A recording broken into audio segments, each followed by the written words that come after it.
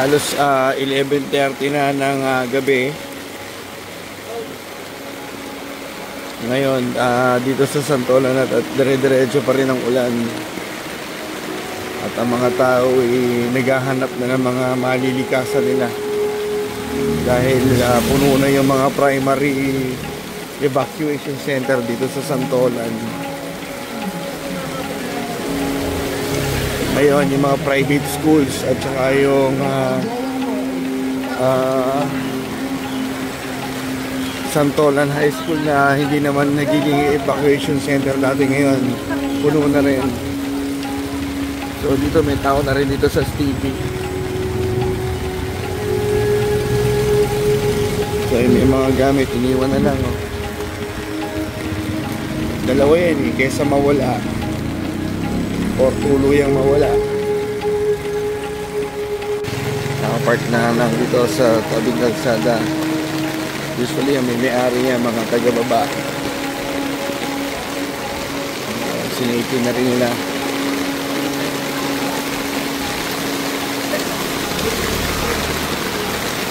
May mga rescue na galing Meralco. In case na magkaroon ng mga i-rescue pa doon sa mga nasa baba na hindi pa nakakalikas. Naka-standby na sila.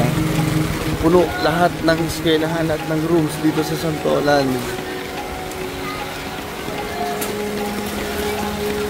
Kala mo may eleksyon, no? Yung puno ng motor.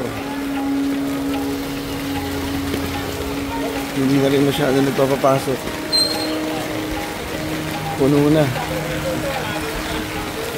Tingnan natin yung sitwasyon dito sa baba kung nasa na yung tubig.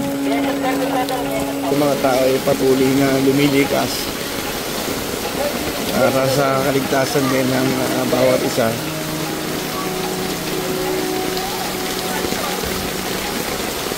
So, hindi pa naman baha at di pa umaapaw, pero yung ibang kabahayan is meron na.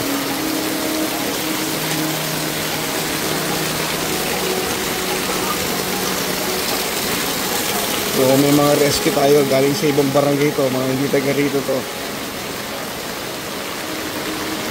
Kasi kung ito'y taga rito, nag-iintindi na yun ng para sa kanila.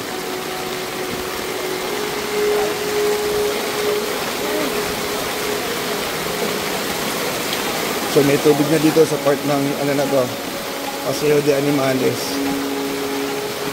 Ako, may mga bata pa. May tubig na rito.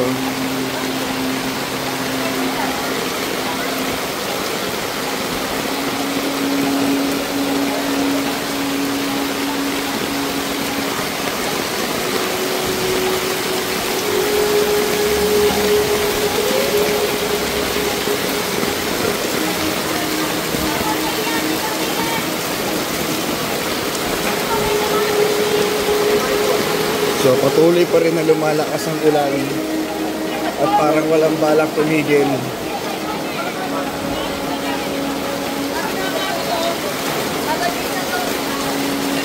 Hindi liligas. Meron ng gubid na silang hawakan. So kaparehas lang din si Gabriel. May nakabasta na rin ng mga bangka para sa mga i-rescue pa. So ang advice niya ngayon pa lang lumigas na kayo kasi yung pagdating ng pagipitan saka tayo magpaparescue.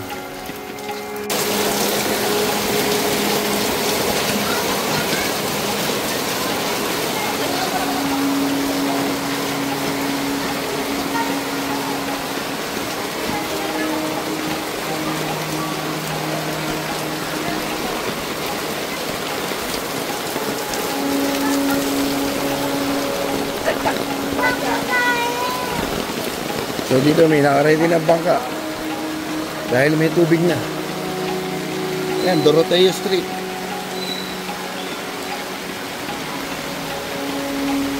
Dapat i-address na Doroteo Street.